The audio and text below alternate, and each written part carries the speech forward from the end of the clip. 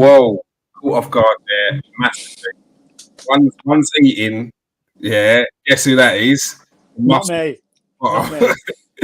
And one is caught off guard massively, messing around with something in the background. All right, welcome to the Maine United show. Yeah, it's me.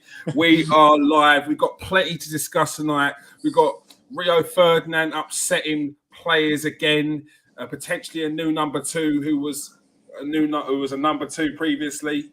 A new manager looks like he's on the cusp of joining. What else have we got? We've got potential signings, Phillips, and Man United discussing potentially bringing in a new deputy football director as well. I was joined by Lauren. This is live. Staring everyone off. But I'm joined by James Dixon. How you doing, James? Not bad, Kieran. You, mate? I'm all right. You're looking hench today. You've done a shoulder workout, yeah? I wish. I just finished work. Get out of it. You're like, no, I've not done a shoulder workout. Shoulders are like bulging. Those who don't know, James, you're going to do what is it? What competition you're going to get involved in? So basically, in bodybuilding competitions, there's various like categories and stuff, right? So I'm going in for like a first timers show in July, and it's what's called classic physique. So it's kind of like a throwback to the old style bodybuilding, like wide shoulders, narrow waist, big legs kind of thing. So yeah, entering a show on July 2nd. So dieting at the moment. So when he caught me off guard eating, it was salmon and rice. It's all fun. But yeah, all fun and games, mate. It's diet phase is going to come in soon, I think. Well, the dedication that goes into it is massively admirable, James. So good luck with that, mate. We'll be keeping a close tabs on it. Definitely. All right, let's just get to Man United. First and foremost, Rio Ferdinand's out here upsetting players. Former England international and Manchester United legend has left Man United players unimpressed by his unfair criticism. Rio Ferdinand was apparently the hot topic of discussion among England players during the international break when the former Manchester United defender, whose views on his YouTube channel has left a lot of players upset. Some players have been said to be happy with the criticism from Gary Neville and Roy Keane. Yet when it comes to Rio Ferdinand's criticism, he's not happy. James, what's your thoughts on this situation? Rio Ferdinand, he's very outspoken. He's a pundit on BT Sport. He's also got his ever-growing YouTube channel that's growing at the moment. What's your thoughts on these comments? Do you think he's being overly harsh? No, not at all, mate. The fact is, it's 2022 and we're just used to babying people, aren't we? We're just literally like, people just can't take criticism. I don't know if you remember, but a couple of months ago, Ronaldo came out and he was speaking about the young. Well, he was speaking about his kids, but I think he kind of meant it about the young players at the club. Yeah, he was like, these young ones can't take criticism, anything but negatively anymore. They can't take anything constructively. And at the end of the day, like, it's 2022. If you can't take criticism, honestly, mate, I said it before, but if you can't stand the heat, then get out the kitchen. Like, you're a professional footballer. If you can't stand a former professional footballer who has won everything telling you that you're not doing your job properly, then, like, I'm sorry to say it, but just like, man up, woman up, do anything. Like, just deal with it. You know what I mean? Like, just literally get on with it. Like, grow a pair and move on. Yeah, I completely get that. Would like to welcome Alex to the show. Welcome, Alex. How you doing? Hi, I'm sorry I'm late, guys. Hi. No, you're on time. No, it's fine. It's fine. Technical issues. Everyone's having technical issues. I'm going to put it down to the wind. I don't know. I couldn't think of anything else. Alex, so basically, what I was the first topic of conversation is Rio Ferdinand. A lot of Man United players are apparently unhappy with his comments. They're saying he's overly harsh and critical on them. Previously, there was Ole Gunnar Solskjaer came out and said that what Rio Ferdinand said about Phil Jones was not fair and was again too harsh. But apparently they don't mind what Roy Keane and Gary Neville have said. Although I would have thought Roy Keane's comments would have been harsher. What's your thoughts on the situation? Gosh, I think Roy Keane's comments are really harsh. I think that it probably makes them cry at night, but I don't think they dare go up against Roy Keane. And also, yeah, Gary Neville. Gary Neville has some scathing critiques for a lot of them. I think with Rio, do you know, out of all of the former United players, he's probably one of my favorite pundits because I feel like he tells it like it is, and I feel like as much as Roy Keane does. I think I remember reading something or seeing him say that a lot of their agents were like approaching him and saying stuff. And like, obviously, I understand it's never good. It's never nice to hear someone else say something bad about you. But the thing is, when you're playing football, and this is what they should get trained in, I'm sure that it's like you're going to get criticism. You play for Manchester United. It comes with the territory. It's like a high pressured place where everyone's going to be coming at you. Like the tiniest mistake you make is going to be magnified. Like, and that comes with the territory. So surely you're out there, you're on the pitch, you've got 75,000 people screaming at you and saying all sorts of things. Like what Rio Ferdinand has to say should not have a massive or a major implication on like your feelings and how you go about your day. I don't understand why that's such an issue. So it's just very, very strange to me. I think all of them chatting and getting upset and having these conversations, you need to take the mirror, look at yourself and ask yourself, am I doing everything that I can do? Because I remember being at the Manchester Derby and I saw those players just literally roll over and get their belly tickled. They did not do anything. So for you to start saying he shouldn't say that, he's our mouthpiece. He's saying what we think that maybe we can't reach you. And he's representing us in a way. So you need to take that on board and you need to do more and be better. I mean, I agree with Rio anyway, so they can get in bin. Yeah, that's a great point you make there, Alex, about being the mouthpiece, because if he's essentially saying what a lot of you are thinking, they're not going to listen to the fans. They don't. We all know. But they're going to listen to a club legend like Rio Ferdinand. Lauren, do you think the players that are upset by this, was it Harry Maguire, Luke Shaw, they're just being a bit soft? They should maybe take some of these points on board and just knuckle down and get on with it? Yeah, of course they're being soft, because there's no smoke without fire. Rio's saying these comments for a reason. You know, it's not like they're performing on the pitch and they don't deserve these comments. They do. So instead of getting upset, take it as a constructive criticism and learn from it, instead of just throwing your toys out of your pram because someone's saying something bad against you. I just think it's childish. I just think for someone like Rio Ferdinand, who does know what he's talking about, he's been there, you should be listening to him. Like, okay, maybe he could have done it personally to them, but again, everyone's in the public eye, so it is going to be said in the public, and I think they should just take it on board and not get too upset about it and just listen to him. Yeah, definitely. James, it's part of Rio's job is to give his opinion on things. If he was to maybe dumb it down a bit, tamper it down a bit, people would criticise him for sort of going easy on the Man United players when they've clearly not been good this season. Yeah, why should he have to, mate? He shouldn't have to pander to the players. Like, his job as a pundit is to give his fair analysis, right? I've got nothing more to say about the players, really. They're just babies, mate. Like, they should be able to put up with whatever.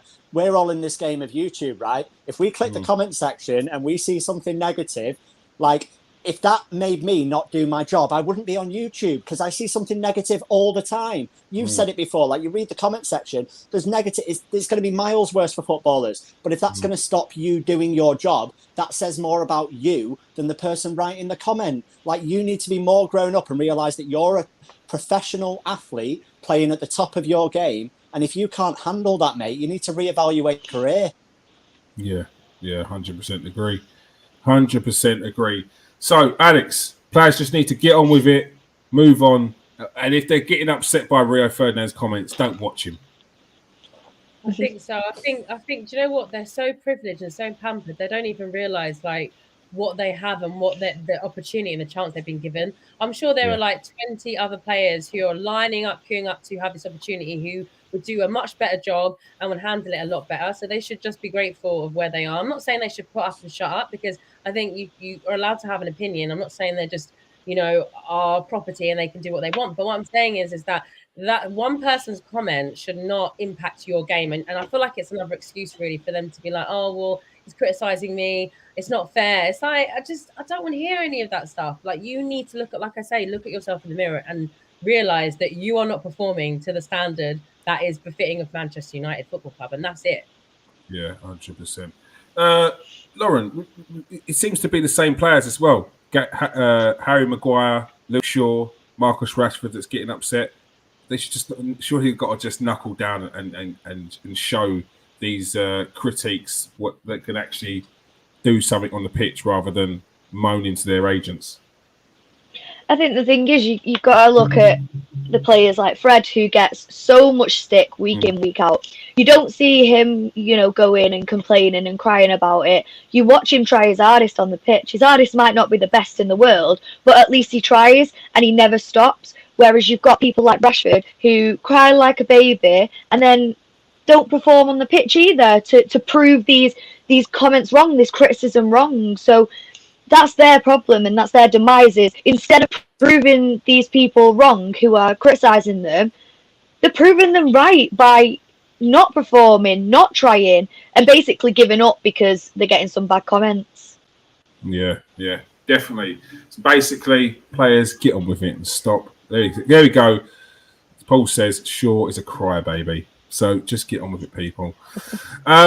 Next up, there's talk going around at the moment with obviously Erik ten Hag being on the cusp of becoming the new Manchester United boss, that Man United could bring back an old face in Steve McClaren. He worked with Man United in the 1999 between 1999 and the 2001 season, where he picking up the treble with Sir Alex Ferguson.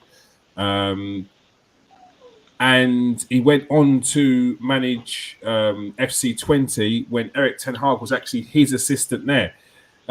James, the tables have turned. Erik ten Hag may potentially bring in Steve McClaren as number 2. Do you think there'd be a good first step for bringing in an old face back to Old Trafford? I think the best step they can take is just to let Erik ten Hag bring in whoever he wants to bring in. And that's not necessarily been the way that United have operated in the past. And if that's Steve McClaren, if that's Rennie Mullenstein, if that's Jaap Stam, if that's Van Persie, whoever that is, it should be his choice. Like whoever the players are that he chooses to bring in, he should have the final say. And like I said, that's not how it's operated in the past. A lot of fans seem to have a problem with Steve McClaren. They think it's going backwards. They want a complete new setup.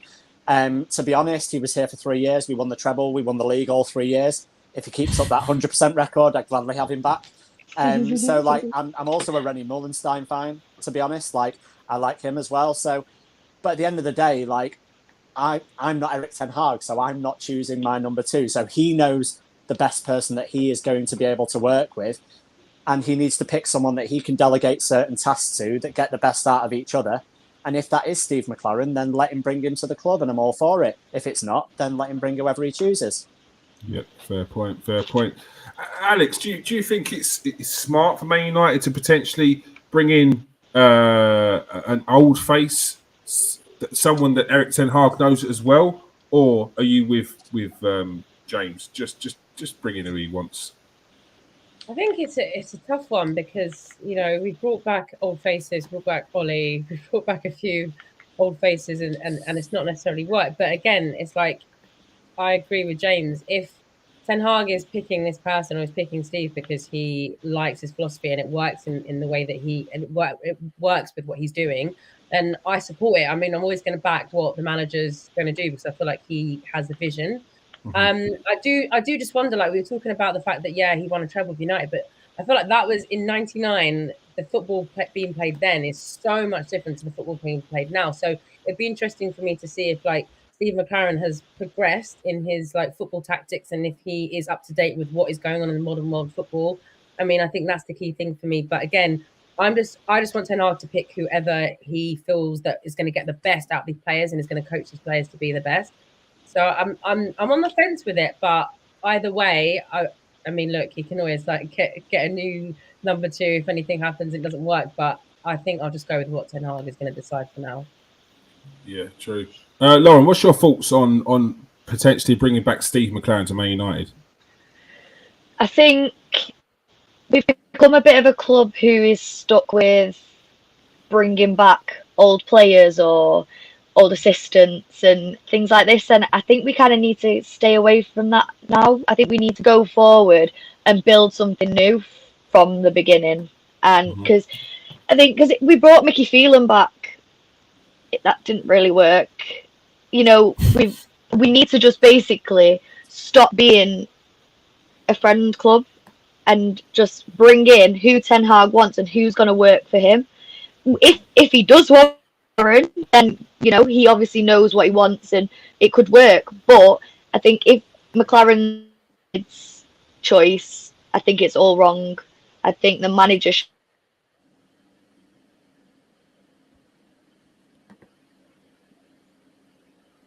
I think that's Lauren, not me. All right. Yeah. What is that? Is that me? It's not me. No. All right. So obviously, if there's the talk around this is for a reason.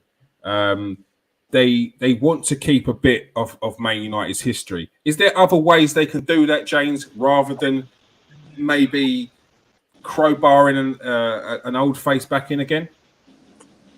You keep Man United's history, mate, by winning things. You keep Man United's history by teaching people about the history of the club, by teaching people about Munich, by keeping Old Trafford as it is, by not knocking it down and moving it around. You teach the new generations of fans about what you've witnessed at a football club. You don't have to bring back people that you saw as a kid. Like I saw Ronaldo the first time round, like I'm sure we all did, and he was fantastic. And has he been as good this time round? No. But it's like I didn't want to see him back just because I'd seen him. I don't want to bring anyone back that's just like been a legend in the past. It doesn't mean they're going to be a legend in the future. It doesn't mean they're going to be a fantastic manager. There's a lot of talk around Wayne Rooney as a future manager of Manchester United. Now he needs to be proven. You see what Lampard's gone and done at Everton, and they're in big trouble. And Frank Lampard was a Chelsea legend, but obviously, like, good player doesn't always equate to good manager. So you look at like Wayne Rooney, and it's like absolute legend as a player, one of the all-time greats of the club. But are we going to try and shoehorn him in some point in the future? I just think I agree with what Lauren said to some extent, that we are a club that's a bit nostalgic. We did kind of fall in love with the whole romantic thing of Ollie as manager, and 20 years after the treble, can we do it again, and all this kind of thing. We did kind of buy into that, and maybe we do need to move on and stop trying to force old faces back into the club. Yeah. It does feel like every step of the way, whatever manager comes in, the board or upstairs, someone has tried to make sure that there's an old face in and around the team. Do you think it's just time to move on, Alex, and just let him start from scratch? Yeah, I really, really do. I think that obviously, like James is saying, you're not going to ever forget the history of the club and what's gone before you. And I think that adds to element of what Manchester United is. And I think that you can't take away from the trophies, etc., and the success that we've had, and especially to Alex Ferguson, the fuzzy face. But I think that it's time to let go of that and move into a new way, because I feel like maybe in some ways, holding on to that past, holding on to Alex Ferguson, holding on to that legacy is not allowing us to move into the modern game. It's not allowing us to have managers that are going to create a new kind of, I guess, system or a structure. It's not allowing us to have players that are working well with the manager. I just feel like there's so much of a disconnect with everything, from the board to the players. And I feel like having Ten Hag and moving on and having a new team and new players, it's breeding new life. And hopefully, my hope is that it's going to breed more success. So I think that as much as I'm attached to the success we've had in the past, I'm really excited for a Manchester United of the new that's going to bring even more success. Lauren, do you think the board or the people upstairs are worried about some of the history being lost? This Man United way that they speak of, that I've heard so many times. Do you think they're worried? I'm going to reply quite blunt here. No, I don't think they care. No, I don't think they care about the history of the club. To be honest with you, why do you think they keep trying to bring back old faces? Why do you think the Ollie is there? Why Ryan Giggs previously, Darren Fletcher upstairs? Carrick. Because they think that's what the fans want. Yeah. Okay. They think that that's going to keep us happy. Signing Solskjaer, that was keeping us on side. It's the same with any of them. They think that that's what the fans want. They think the fans are nostalgic. We're forever going to be nostalgic, but we want to see change. And change is going to come with brand new people, not old faces. That sounds like a speech. That was a change is going to come. Brand new people, not new faces. What a lie! What a lie! Yeah. So, according to football expert Marcel van der Gaan, Ten Hag wants 2 assurances to become the Man United boss. The first one is to make sure he can bring in his own entire backroom staff. That's what you want to see, James? 100%, mate. 100%. Like, that's why Ajax have been so successful in their league, right? They ran from top to bottom extremely well. They all communicate with each other extremely well, and they delegate throughout like their club very well. I just think with us, it's always a bit haphazard. It's always square pegs in round holes. We've got ex-players in whatever positions. At one point, we had Butt, Giggs, Scholes, Carrick. Like we had like literally the whole of class. Like I used to sit in the south stand, like the row behind the away bench, and like I looked to my right, and the whole of the class of '92 are literally 2 seats down. Like they're all sat there in a row. Like after Moyes went, all 4 of them are just there, and I'm like, what is going on with this club? It's just like jobs for the boys. So at the end of the day, like Ten Hag needs to come in and bring whoever it is, like his number 2, if he's got someone in mind that, you know, like scouts or whatever, anything like that, any coaching staff, anyone he wants to bring in, he should be allowed to. And to be fair, that should have all been discussed in the interview process. He should have had to make a presentation on things and shown what his plan was and who he wanted to work with, who he thought he'd be able to get the best out of. And so that shouldn't be news to the club.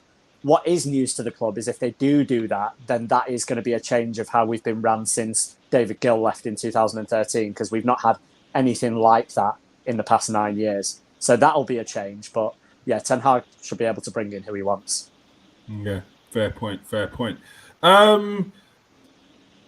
Alex, how does Ten Hag transition Ajax, although a big club, to what he's got, to what he potentially could have at Man United? How can he bring that over to here? It's not the same. It's a different league.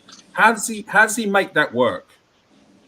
It's not the same. It's not a different league, but I think what he makes work is his philosophy, his strategies, and his tactics. And I think that's like it's true of any manager. It's like lots of managers have come from different leagues and they've come to the Premier League, but they've used their own tactics and their strategies, and that has worked for them. And it's actually improved the Premier League in many ways. I remember when Mourinho first came in and he, you know, changed the league and forced Alex Ferguson to change to 4-3-3, and that made Manchester United an incredible team and probably produced one of the best teams we've ever seen, 08-09. So I think that as much as you can look at the Dutch league and say, well, it's nowhere near the same caliber of the Premier League, I still think as a manager, I think who he's trained with, he's worked with Pep, that always excites me a great deal. He's worked with a lot of incredible, exciting coaches. So I feel like for me, it's his philosophy that's going to stand out. And like I was saying before as well, in the Champions League, he really wowed me and impressed me. So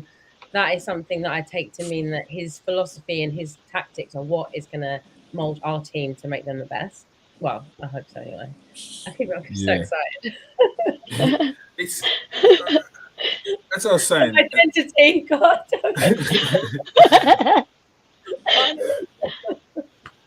So again, Lauren, the structure's different, the management style's different, the player style's different. How does he take Ajax to Man United and make that successful? I think what Alex was saying is right. I think he needs to bring his management style into the Premier League, and I think again it can just refresh what we've seen. We need refreshment in this club, and a completely different management style could be what we need. And I think it can just freshen us up. It'll give us new ideas, and hopefully we won't be as predictable as we have been the past few seasons. But I don't think it is a big change, but I think if he sticks to what he knows, he can more so make differences to other teams, as Alex was saying with when Mourinho came in, things like that. I think managers of kind of like Ten Hag's stature of, ability as a manager, I think he can make a massive change, and I think it's all going to be positive. I think, again, I'm hoping and praying as well. I don't want this to come back and bite me on the ass. I'm not clicking anything. I wouldn't do that to anyone.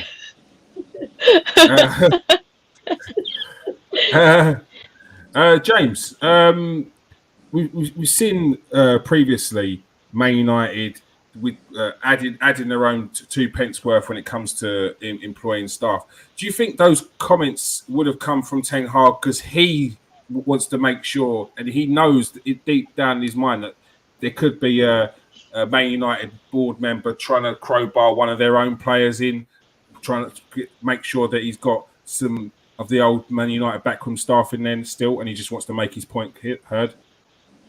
Maybe, mate. He should be making his point heard, to be honest. Like, if you have self-belief and you think you're good, or you're good at what you do, when you go for an interview at any job, it should be a two-way process, right? You should be interviewing the employer, they should be interviewing you. So it should be as much of you making sure you're a good fit for them as they're a good fit for you, etc.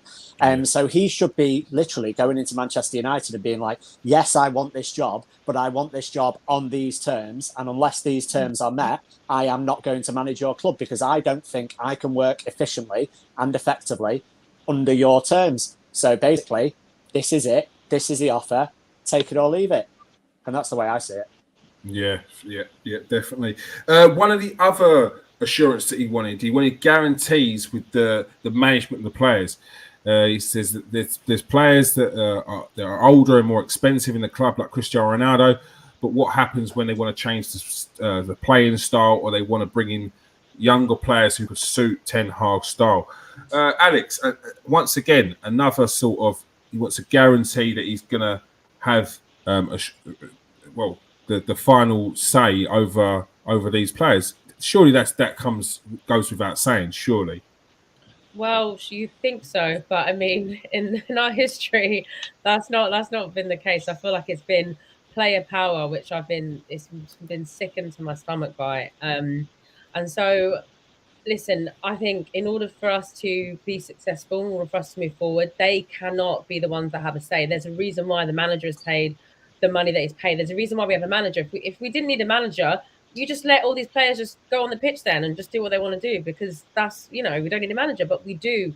There's a reason why. So I feel like what he says should go. And I feel like if they don't agree, then they can go, because I'm not saying that he's going to be perfect. He's going to do everything the best or right. And I think that there's always an element of toxicity with managers. Yeah. But it's about the way that they can manage their team. And I feel like in terms of like him getting rid of players like Ronaldo, I feel like Ronaldo would probably be really professional and would understand like he has to change. And I don't think Ronaldo would necessarily be the problem in terms of trying to get involved and get involved with the new implementation of what Ten Hag is trying to do. I feel like it would be the other ones who don't want to work, the ones who are complaining about training in the nighttime, the ones who are complaining about where they're eating, all that kind of stuff. Like they're going to be the issue. And they can just, honestly, they can just leave. I've seen Jaap Stam go. I was devastated. I've seen Van Nistelrooy go. I've seen Beckham go. I've been devastated. But I knew that it was for the good of the team, because no one should be above the manager. And if they don't understand that, then I don't know what to tell you. Like, they can just leave. Yeah, it's a fair point. Lauren, you've got Harry Maguire, Shaw, Rashford, all upset. The other players that are, they're all off anyway. How does Ten Hag have his say over there? These are top earners. These are players that cost 80 million plus or 80 million. Rashford's Rashford's from the youth, but he's got a price tag which will be pretty much up there. How does Ten Hag have the power over them? With Harry, he needs to just drop him, because I think there's certain players that have kind of got an arrogance about them because they know that their position is secure. They're gonna get played week in, week out. It was the same with Luke Shaw as well. So they need to just be dropped. If they're not going to listen to the manager straight away, you don't give them any time. You say, right, you're done. You're done until you can listen to me. He needs to come in and stamp his authority straight away and say, look, I am the one at the end of the day that is making decisions, and I can do anything to your career. I can make it incredible, or I can ruin it very quickly. And that sounds really harsh, but they need to be scared. They need to have a little bit of worry about ruining the career is harsh, but the United career. Because if they're not going to listen, they don't deserve to be on the pitch. The manager is the person who should have the last say. And if players start to think they're bigger than that, they don't deserve a place in the club, or not in the starting 11 anyway. Yeah, that's a fair point. James, Jose couldn't get Maguire, and then Ollie got him. Ollie couldn't get Sancho, and then 18 months later he got him and got the boot. How is Ten Hag going to come into this Man United team and rule the roost over what the people upstairs are saying? That's the $1 million question, isn't it, Kieran? We'll wait and we'll wait and see if that happens. Like, literally, we're all begging for it to happen. We all hope it will. And like I said, like, hopefully it was part of his interview process that he sought out these assurances that he was going to have control over these things that are important.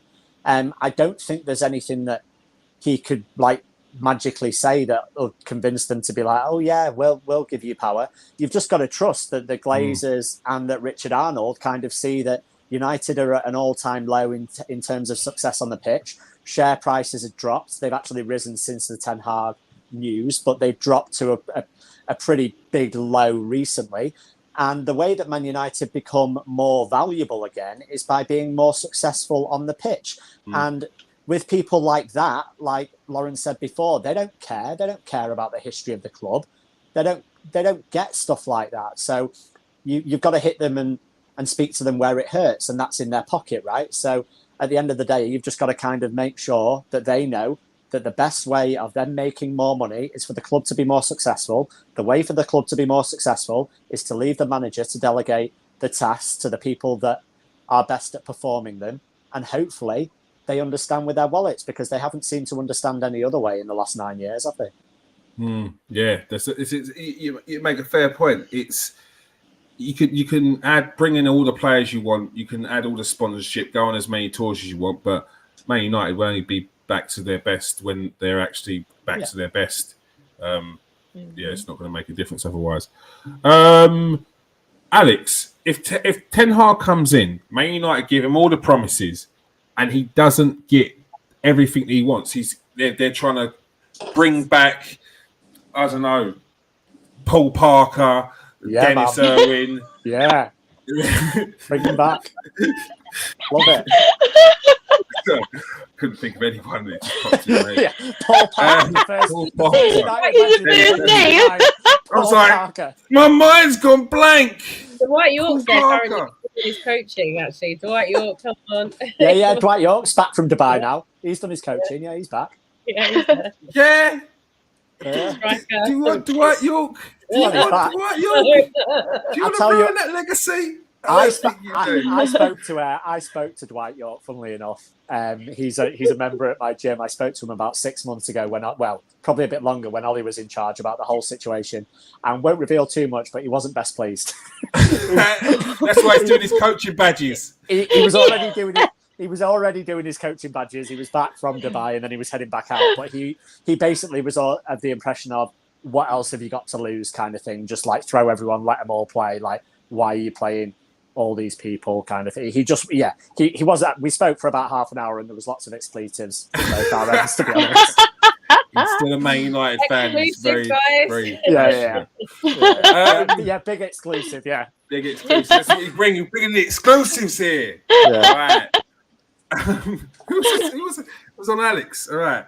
If he doesn't get his way, and Man United are trying to bring back Dennis Irwin, Paul Parker, and Dwight York, yeah, and he's not getting his way with the players, should he just go? Because you hear it all the time. The manager should go. But they've got their own egos as well. Should he go, or should he stay and show how good a manager he is? I mean, goodness, if they are going to try and implement players and resurrect people and put them in his squad, then I mean we're not going to win anything, and Lord help us, because I think you have to like let him have his own team, for goodness sake. Like Pep does that. I think even Klopp, like I think you have to have like people in your coaching staff, in your team, that you respect, you work with, that you all know the system. It's difficult when you're thrown together with a few people and you're like, okay, here's Dwight York, he's doing this, and you don't know this person. You have to try and bring them up to speed with you, and they've got their own ideas, etc. It's like you need unison. You don't need all this sort of division. I think it's a massive distraction. It's the same thing when Ollie came in and he was getting Mike Phelan. I was like, oh my god! And then he was getting the old guys like McKenna and Carrick, and I was like, but these are the guys that were with Mourinho and it didn't work. It's like, why are we now bringing them to then for a new way? So I hope they don't get involved. But yeah, I think, you know what, like James was saying, this should have been in a part of his interview process where it's like, these are his requirements that he needs to succeed. I think that's a really important component to it. And I don't think that they should stick their noses into it. And I feel like Darren Fletcher and John Murtaugh are really going to get involved. I really do. And I don't want them to, but I feel like they really are. So yeah, that's my opinion. I hope they don't. I hope they let him just do what he needs to do. Mm-hmm. Yeah, I think if he needs help, if he needs the assistance, then so be it. But it's a case of, you've seen what Man United have done over the last 10 years. It is time to just let someone take the reins on it fully. Lauren, do you think if Ten Hag comes in and doesn't get the two things that he wants, which is final say over players and he's full backroom staff, he should just walk out? Selfishly, no, because I still want him as a manager. So I wouldn't want to see him go. But I think potentially for his own sanity, then yeah. But also, I do think even though he's not got what he wants, he'll still want to prove himself and prove that he is the manager we've all been asking for. And it might be more of a task for him, but it could work out better for him if he makes it work. So it's kind of a bit of an ego thing that he's already started off, not in a great position because he's not got the people he wants next to him. But if he can then still get some success, it could make him look even better than we originally thought he was. So it could be a bit of an ego thing to say, I can still do it with the tools that I've been given, not the tools I wanted. So I don't think he'd just walk straight away. I do think he'll give it a go, but I think he's more than in his right to leave if it kind of doesn't work, because it wasn't what he wanted. Yeah. Kieran, sorry, I was gonna add one thing as well. Yeah, like, because Lauren just reminded me of something. I was thinking, if he did decide to walk, then by that time Thomas Tuchel would have got the sack, and then we can get him instead. So I think it will work out. Whatever way, it will work out. James, how long do you think realistically he gets? I got asked this question at lunchtime, and because they were basically saying, does he get 5 years? Because they were talking about a 5-year contract or something. And I said, no, in this fan base, probably not. However, it is the most support I've seen for a manager in a long time post-Ferguson. Like, Ollie came close after his 13-game interim thing. Like, we got involved in the emotion of it all, and we played decent football, scored a lot of goals, and there was a lot of support for Ollie as manager. And he had a couple of decent finishes in his first couple of seasons, couple of final and semi-final losses.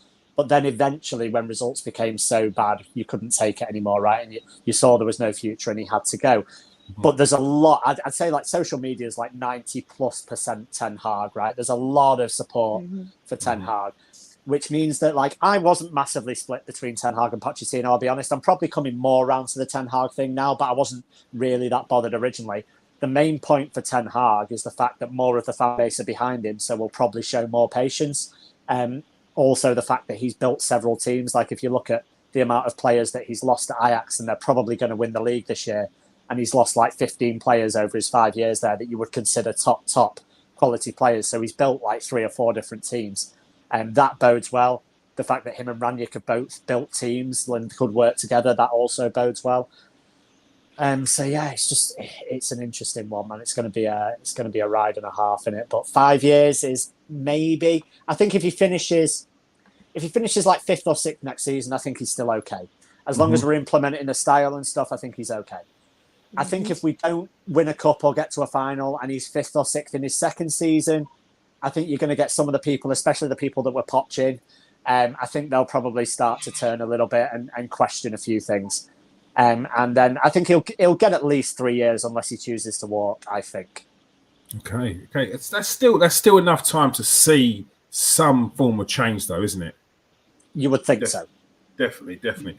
Alex, how long do you think he gets? How long do you think the fans will give him? How patient do you think they are realistically? I don't think they're patient at all. Honestly, I really don't. I don't think that a lot of United fans are going to have like the patience it's going to take to see what he's going to do. Because I think that not all, because I know us here, like we're realistic about the situation. We're going to give him time, but I think the majority of the fans, as soon as they, a few results don't go away, even if we don't win any trophies next season, I bet you they're going to start calling for his head next season, and they're not going to understand it takes time. So even like I remember when Fergie was implementing the 4-3-3 system, there was like a lot of losses, and there was a little bit of a upheaval, and a lot of fans were like getting restless and getting angsty and getting upset. That's just the nature of the beast. It's like football is so results driven. It's like if you don't win, that's it, you're finished. Like and people are relentless. Like, not to throw stones at you, Kieran, but when Arsenal lost against Crystal Palace this week, like it was like Arsenal finish. Is this their season done? Sorry. But also it's also just shots fired, Kieran. Go. But it's just managers. It's really difficult because it's even like, sorry again, Arsene Wenger. He got knowledge, yeah, and he was an incredible manager and did a lot of things. So what I'm saying is this: fan bases across the land, they're just fickle and terrible. And United fans are not any. They're not any better than anyone else. I'm just saying that I don't see him being given any grace necessarily. The honeymoon period is going to come, and as soon as we get knocked out of an FA Cup, we get knocked out of a Carabao Cup, we get knocked out of whatever competition, that's it. They're going to throw the towel in and call for another manager. I guarantee that's going to happen. Sorry. Yeah, we've seen it before. Lauren, how long does he realistically get? You've seen the fan base. You see him on a weekly basis in the stands. Who's going to go first? Social media? We all know that question. Social media or the stands? And how long does he get? 100% obviously social media. It's like with social media, it's just dangerous because one person will say something and wind then the next person up. And then it's like a snowball effect and everyone just becomes so irate. I think, as Alex said, if we, drop out of one cup, that's it. They're going to be on his back because he's meant to, we're all so hyped. I think because we're all so hyped on him, there's a really high expectation. Therefore, there's going to be a massive fall when something doesn't go right. And I think what I'm kind of bored of with this fan base is we're still stuck in history of the club. We're still stuck in like we're the biggest club, we're still the high and mighty. Unfortunately, we're not there yet now anymore. We're not the most dangerous team in the Premier League, and we need to be realistic that winning the Premier League in one season isn't going to happen. We've got to build again, and people don't understand that, and they just want to see results straight away. So we need to be patient and watch the change from the beginning and not just one instant success. Yeah, very, very true. Whether that happens or not, I don't know. Once the beasts on social media get riled up, there's no stopping them. It's down to the fans on the ground to make sure that it's kept a bit level-headed. Mate, I do think. Sorry. No, go on, Lauren. Go on. I was just going to say, like the fans in the stands, like even the hate that Harry Maguire's been getting on Saturday, we are all chanting his name again. We still got behind him, and I think the world of I'm not criticizing anyone that can't get to games whatsoever, but I'm saying that the world inside the ground is a completely different world to the social media world. I think someone in another group chat said, "Oh, Harry Maguire's getting booed," and he wasn't. We were cheering him. It was the Leicester fans that were booing him, but all you're gonna hear is boos, and because you've seen social media, you're expecting it to be the United fans, and it's not, because it's so different. Yeah. What was you going to say, James? Great point. Yeah, I agree with that completely. I was just going to say that if social media was around in '89, we wouldn't have had Sir Alex Ferguson because he'd have lost his job. Yeah. He'd have 100% lost his job. He wouldn't be a Sir. We wouldn't have had a 26-year dynasty. We wouldn't have had the 2 Champions Leagues. We wouldn't have had 13 league titles. None of that would have happened because he'd have lost his job, because the idiots on social media would have called for his head, and the board would have delivered on that. So people on social media sometimes need to realise that just because you've played Football Manager or FIFA, you don't know more about the club than the people that own the club and the people that run the club and the people that work in the club. So shut up, basically. Yeah, and subscribe, comment, and do all that. Like, subscribe, and comment. Yeah. All the comments you want in there. Hateful, I don't care. You just like algorithms. Yeah. All right. And I guarantee, James, them people be rubbish at Football Manager anyway. You have to know football. You have to know football to play Football Manager. And the football, back in my day, it was Championship Manager, mate. 1 and 2. James, don't do this, mate. Day, James, I just want to say, I'm on the front cover of the 2019 one, mate. Are you actually, though? I am. Are you actually serious? I'm deadly serious. Are you? I'm deadly serious. I'm going to put it up. I need pull it up right now. I need to see this. Go on. I 100% need to see this. Go on. Okay. we got asked the other day, right? So we had to do some headshots for United View thumbnail stuff, right? And we were all sending them. Faz sent one into the group chat, right? No joke. And he's edited his face onto Ronaldo's body in the Juve shirt from 2019. It's absolutely hilarious. So he's there like this. It's class, mate. I can't wait to see it. I'll try and send it to the chat. It's class. All right. Sorry, people. I've been summoned to do this. Oh, Drum please, roll. come on.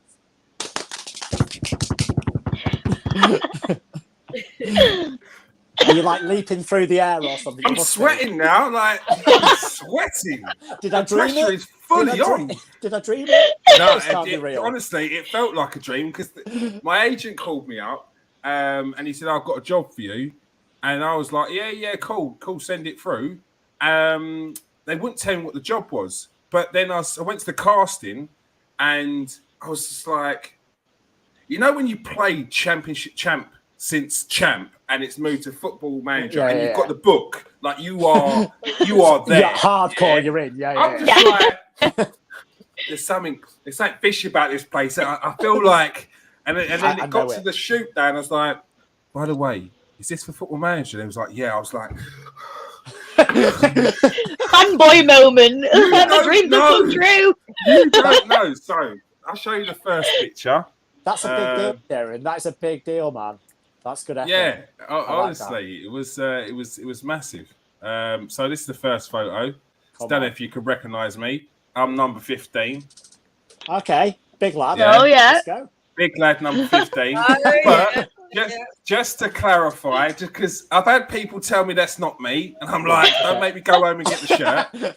Yeah, you can just see me in this one here, right there. I am the face in the Twitch one as well. So let's see if we can zoom in on that. Go on, lad. So there is your boy, Kieran Stewart, right there.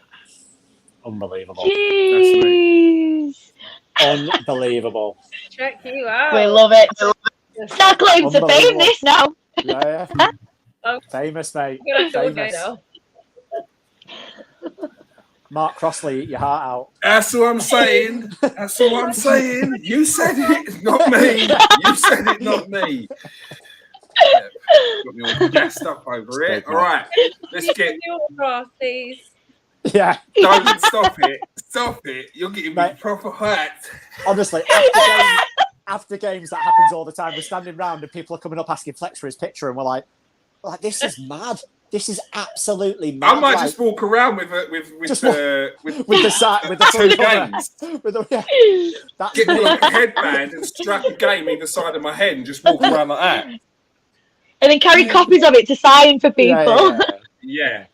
But I had to charge them because there's no way I didn't earn that money for much money from the shoot. So yeah.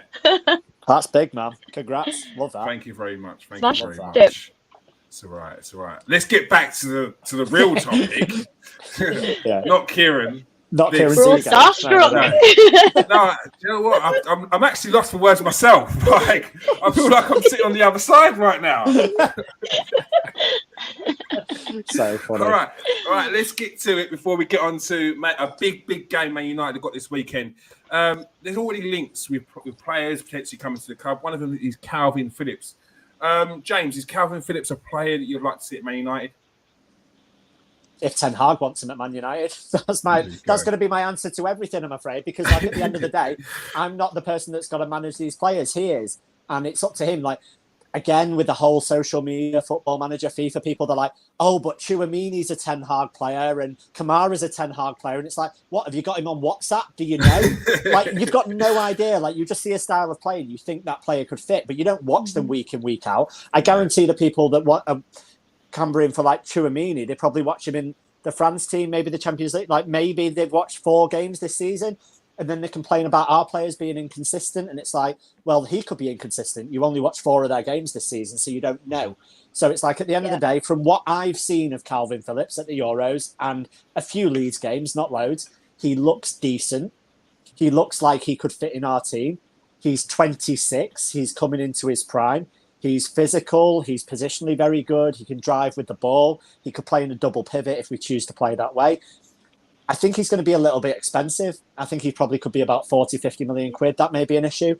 Leeds, as much as I hate them on a personal level, we've done good business with them in the past. Cantona, Alan Smith, Rio Ferdinand. Dan James. So we've done good business with them in the past. So we've got good links from that point of view. Yeah. So maybe it could work. But as we know, I think contract talks broke down or something twice this week. So is it just a bit of using Man United to try and get, breakthrough in contract negotiations, like seems to happen with everyone else, maybe? But he could fit our team. But listen, it's down to Ten Hag. And as long as the news that came out today was we're after him, but Ten Hag gets a veto, as long as that's true, then I'm fine with it. Like, if he comes in and he's not the player he wants, then yeah, as long as he can cancel the deal, I'm good with that. Yeah, that's fair. That's fair. Alex, Calvin Phillips, a player that Man United should be looking at?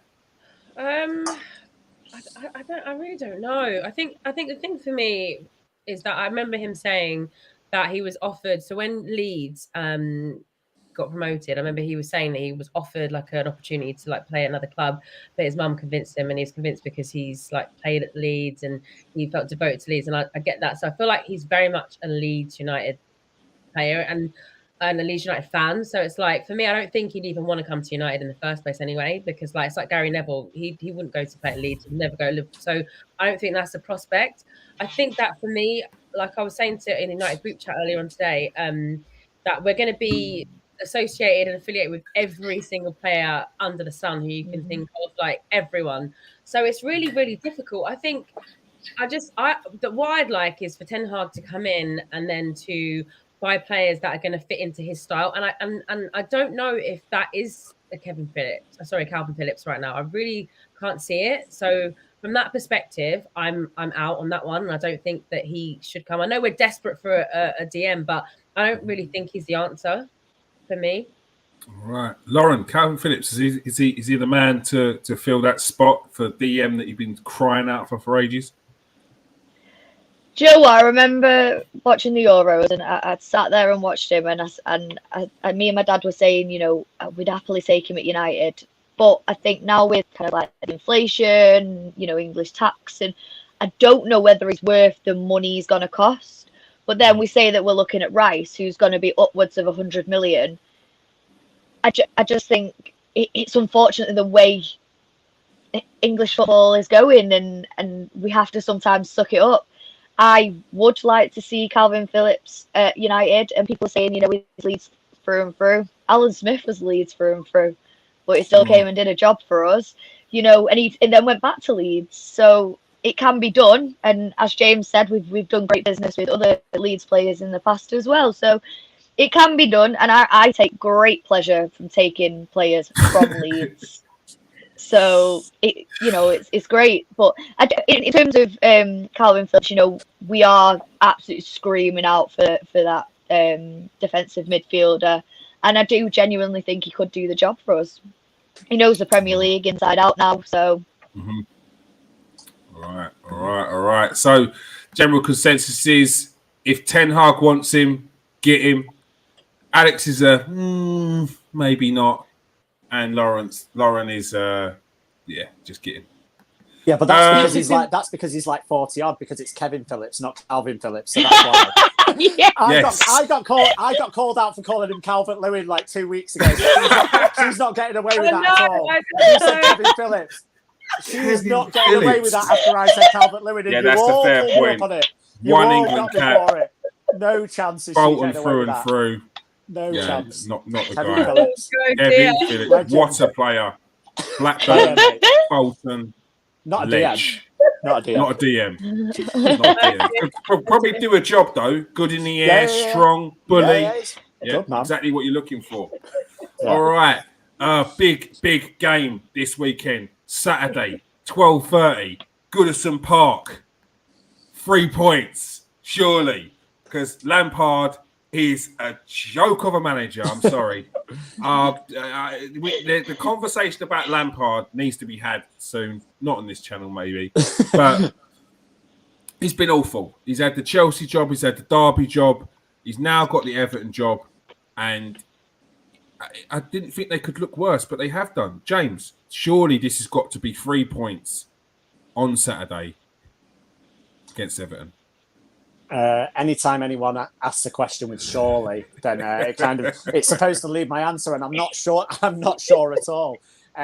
First things first, Goodison Park, I don't know if I can swear, but it's an absolute poop hole, mate. Honestly, if you've been there, they put you behind that one literal stanchion and you can't see it. I hate Goodison Park. It's probably the one stadium in the country that's in worse condition and is older than Old Trafford. It's a joke, awful place, and you have to go to Merseyside to get there. Even worse. Yeah. Worse as well. Yeah. Awful.